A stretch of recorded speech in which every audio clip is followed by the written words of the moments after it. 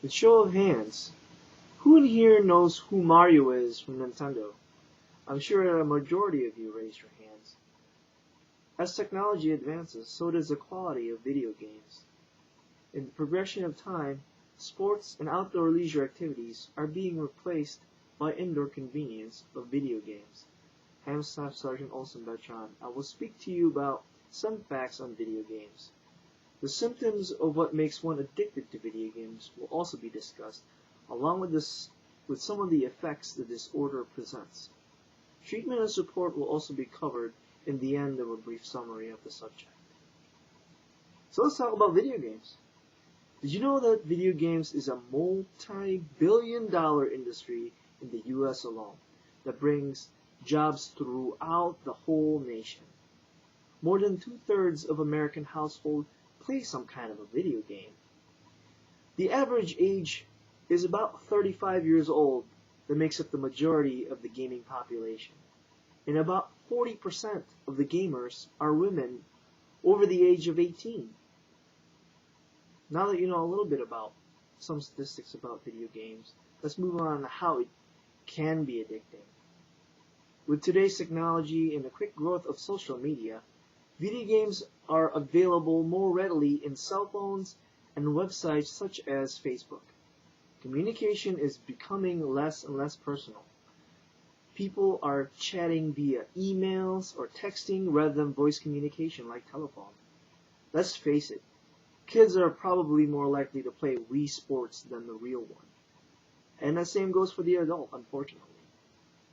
Playing in moderation is not a problem, but it's when you get consumed by the time spent on video games is where it takes a toll. Like substance addiction, if one gets compulsive in playing video games, they will share similar addictive behaviors and can suffer withdrawal symptoms.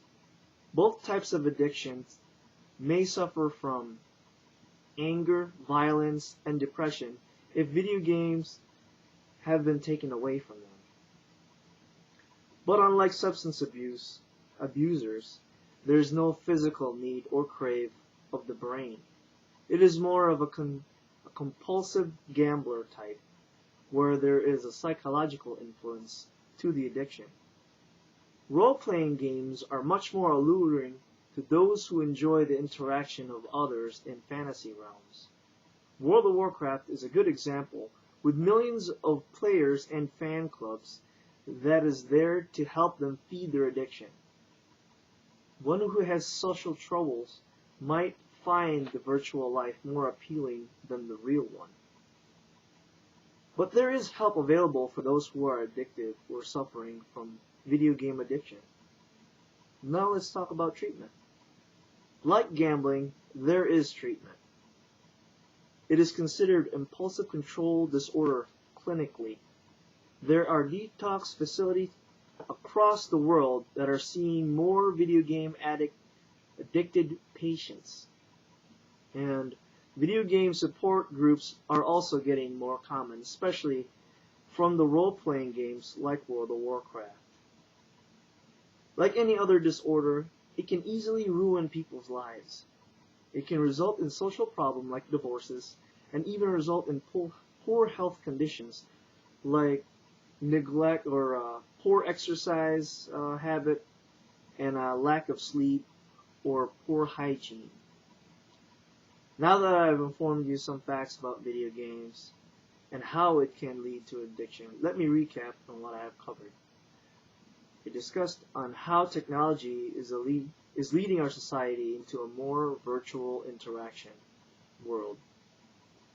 The growing concern for video game addiction was also mentioned. I hope that you all learned a little bit about video games, that it is important that you play only, I guess, a little bit and not let it consume your life, and that there are treatment and support groups available for you if it becomes a problem. Video game addiction is a serious disorder and should not be taken lightly. It affects people in all different sorts of ages, and the result can be life-altering. Like the infant that drowned in the bathtub because his mother was playing Cafe World in Facebook a couple of months ago. Thank you for listening.